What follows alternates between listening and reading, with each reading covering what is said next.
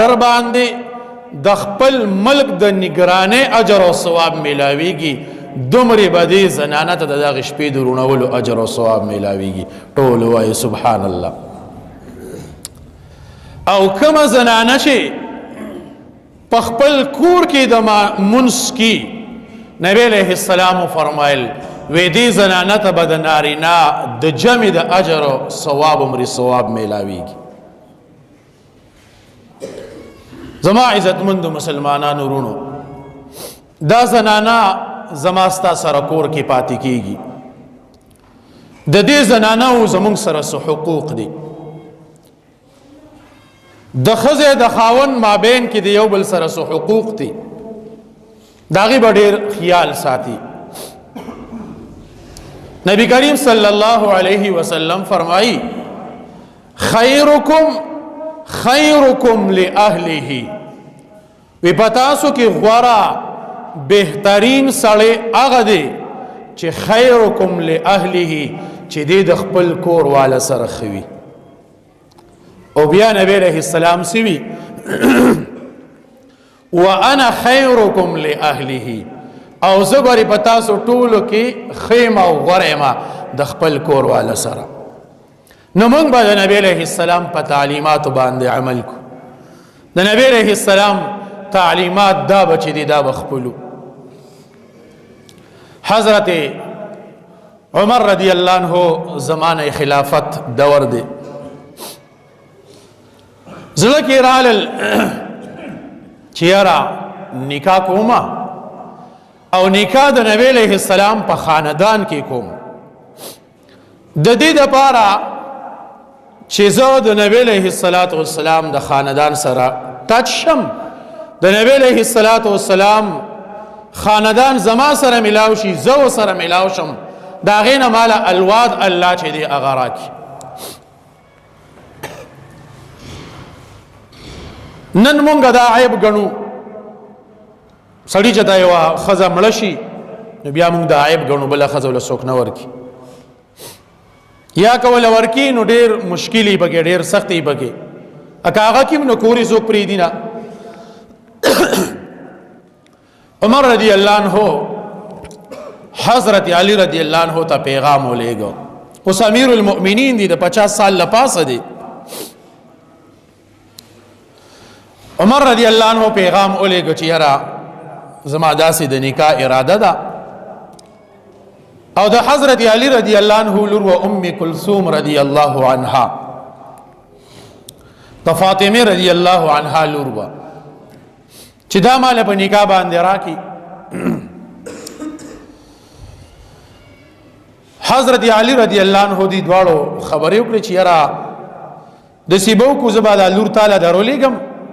صادر به مې ولا ورکړي کستا خوخه شوا نو بس هغه ته به وایي چې صادر صحیح دی او کو خوخه دی نو بیا ته وایي چې صادر ټیک نه دی صادر مې نه دی خو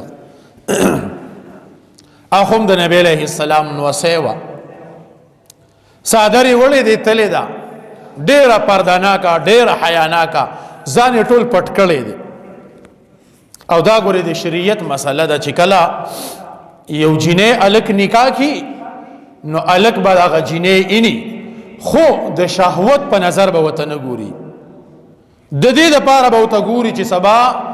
بیا مون خپن یو بیا ناراض نه یو چې مالی دل نه په دقه بنیاد به وته ګوري چې آیا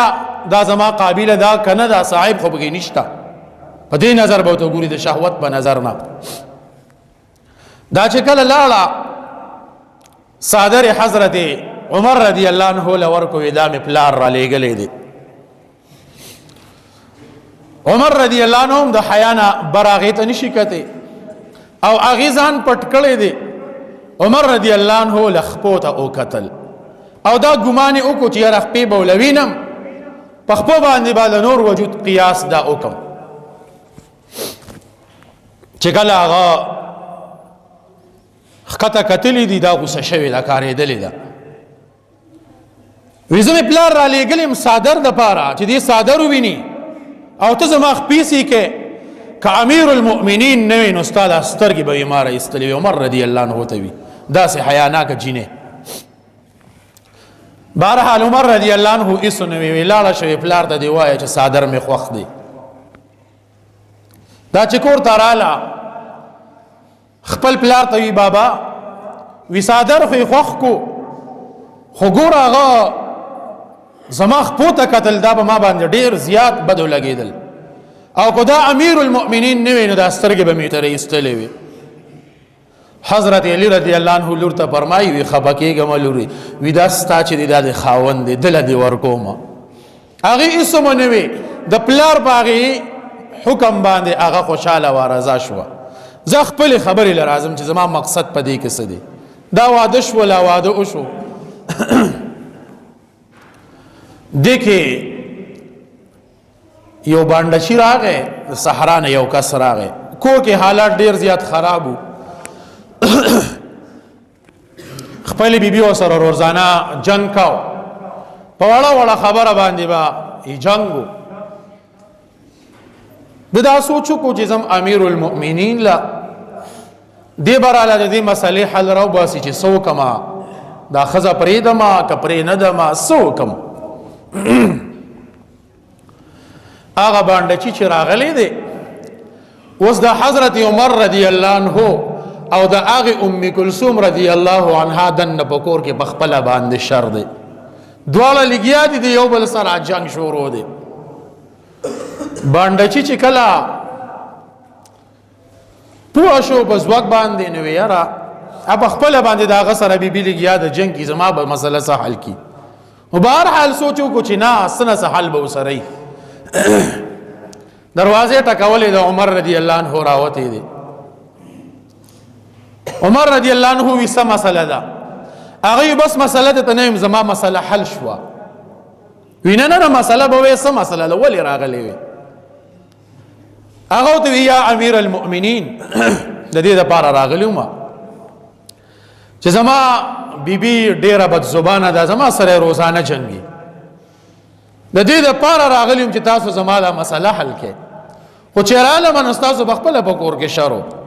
نو مې چې د هغوی په خپله شر دی ماله به زما مسله څه حل کړي. نو ګورې عمر رضی الله عنه ورته څه ووې. عمر رضی الله عنه ته یو ډېر عجیبه خبرې وکړلې. وی چې د زنانو دا شر نه وړو د زنانو دا خفګان نه وړو نو څه به کړو. دا زنانه چې دي دا زمونږ سره په کورونه کې یو خدا دی چې د دې د وجې نه مونږ د ګناه نه بچ یو. څومره قیمتي خبره وکړه. د دې بیبیانو د وجې نه مونږ د ګناه نه بچ نه یو. د بیبي د وجې نه مونږ ګناه نه کوو. که زمونږ بیبیانې نه وې نو مونږ به څومره ګناهونه کړي. د چا 40 سال عمر دی څوک 45 کې دي څوک 30 کې دي 35 کې دي. تاسو ووایه چې دا بیبیانې زمونږ نه وې څومره ګناهونه به مونږ کړي. نو یو ګوره د دې بیبیانو د وجې نه مونږ د ګناه نه بچ شوي یو. دویم دا چې ګوره دوی زمونږ په کور کې خادمانې دي مونږ له جامې ځي مونږ له چایانې پخي مونږ له ډوډۍ پخي زمونږ خدمتونه چې دي هغه کې نو زمونږ خادم هم دي. او دریم دا چې مونږ بچي راوړو زمونږ دا بچو تربیت هم کوي زمونږ هغه بچي مونږ له رالویي د دې غم هم خلاص کړي. او څلورم دا که چېرته مونږ په کور کې نه یو نو زمونږ نه پشیشه هغې زمونږ د کور خیال ساتي زمونږ د کور چوکیداری کوي. نو چې د زنانو دا تکلیف برداشت کونه نو څه به کړو. رونو دا یو حقیقت دی. نن سوچو کې معاشره کې کورونه کې زمونږ زنانو سره څومره زیاتې کېږي څومره ظلمونه د زنانو سره کېږي. قرآن مجید کې الله تبارک وتعالی فرمایي ما تا ته قرآن مجید یو عجیبه تعلیمات را کړی دي. هغه تعلیمات څه دي چې کله ستا او د زنانه حالات برابر نه دي ورانه ورسره لږ ټیم له وکړه. چل یې راته ښودلی دی ورانه ورسره وکړه خبرې ورسره بندې کړه. یو وارې حضرت عمر رضی الله عنه له چا خبر ورکو چې نبی کریم صلی الله علیه وسلم خو بیبیانو لا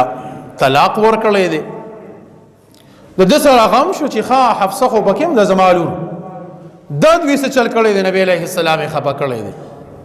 نبی علیه السلام د کور نه جدایي اختیار کړې وه د بیبیانو خوا لبنتو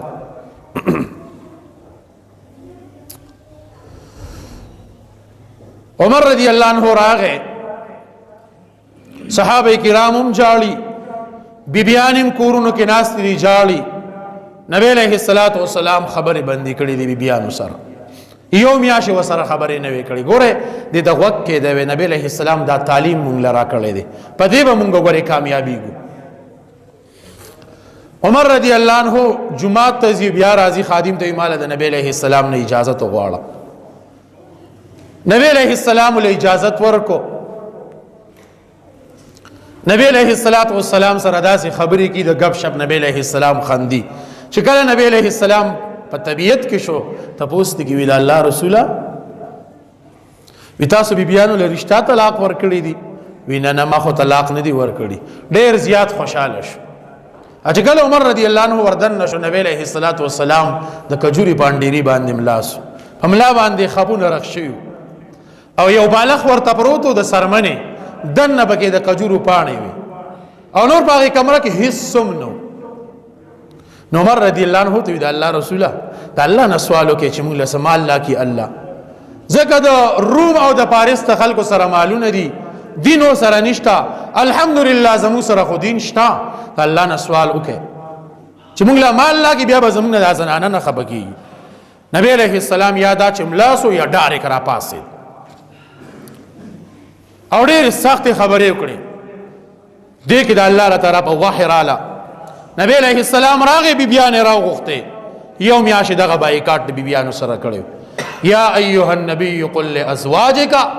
ان کنتن تريدن الحیات الدنیا وزینتها فتعالین او لم عائشہ رضی الله عنها ته وی لارشا فیصله زر مکوا د مور پلار سره د مشوره وکا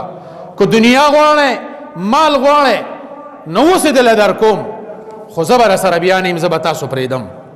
او کنه ما اخله بیا به دنیا پریدوي ټول بیبیانو په یو ځای باندې او د الله رسوله ستاسو مبارک به موږ د پلار سره مشوره کو چرتم نکو موږ تا اخلو او مال چې دی اغه ناخلو نه یو شریعت ماته ته دا طریقه خودلې ده چې کله کور حالات برابر نیوي خبره ترې پریداوه دویم په دې باندې کار اونشي کټ بستر ته نه جدا کا تا شریعت طریقه خودلې ده کټ بستر ته نه چې دی هغه جدا کا په دې باندې بیا کار اونشي بیا لخت راواله وضربوهن وی وها خو بیا سره قید دا لګولې دی ګورې داسې وهل چې ګورې هغې ته ضرر ونه رسي مخ به وله نه وی غوږ به وله نه وی مری به وله نه وی د هغې د زینت ځای چې د هغې په زینت خرابېږي دا وال دغه ځای به ورله نه وی شریعت دورې ماته ته د دې خیال دا ساتلې دي دا احکامات ماته ته ښودلې دي نن موږ څومرې زنانو سره زیاتې کو څومرې ظلم چې دی هغه ورسره کو دا زنانه زموږ سره کورونو کې څه دي دا زموږ خادمان هم دي نوکران هم دي د دې د وجې نه موږ د ګناهونو نه چې دی هغه بچو او قرآن کې الله سوي هن لباس لکم وانتم لباس لهن دا بیبیان ستاسو د پاره جامه د لباس دی په دې باندې ته پټ یې بدې ته د ګناه نه بچ شوې تاسو د یو بل پرده یې تاسو د یو بل عزت یې تاسو به د یو بل د حقوقو خیال ساته او یوازې دا نه چې نارینه به د ښځې د حق خیال ساتي زنانه به هم د خپل خاوند د حق خیال ساتي نبی علیه السلام له یو باندې راغی وی د الله رسول ایمان د باندې راوړم خو یو معجزه راته پیش کا نبی علیه السلام وی لاړ شه وی دا غي ځنګل ته لاړ شه وی ونې ته وایي چې نبی علیه السلام دی غواړي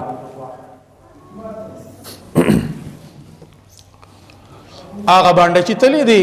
ځنګل د مین نه وی ونې ته وی نبی علیه السلام دی غواړي هغه باندې چې مخ کې دی هغه ونه پسې د شاته نه را روانه د ځمکه داسې سیري ونه را روانه ده د نبی علیه السلام مجلس ته ونه راله هغه باندې چې د نبی علیه السلام ایمان راوړی وسو وی او د الله رسول ایمان راوړم خو یو اجازه راکړه چې دا تندې د خپل کم نبی علیہ السلام وی راشه ښکلی کا هغه بانډچي راغی د نبی علیہ السلام تندی ښکل کو او دا زنانه ته په غور سره واوري